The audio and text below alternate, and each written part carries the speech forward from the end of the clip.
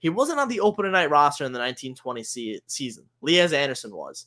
Filipino went down for about a week in Hartford, maybe a week and a half, 2 weeks. 2 weeks in Hartford under David Quinn. Obviously, he was the head coach of the Rangers, but he went down in Hartford, worked like crazy for the 2 weeks. I don't know if Liaz Anderson got sent down, but Filipino got called up and he never looked back. That's what you do when you're a kid developing, trying to find your feet in professional hockey, especially over here in North America in the top 2 leagues in the world. That's what you do, man. You work hard, and that's what happens. Filipino hasn't looked back into a minor league hockey since he didn't ask for a trade after he got sent down. He worked for the 2 weeks. It was only 2 weeks he had to work. He obviously showed the coaching staff, and then he was back in the lineup.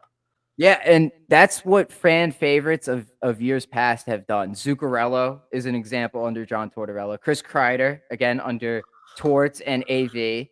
Those are examples. Hedel again. And Zac Jones, I really love this. I'm glad you brought that up. But the quote from last year, specifically what I like about him is his attitude, both last year and this year. Last year, this was his quote from the Vince Mercogliano article.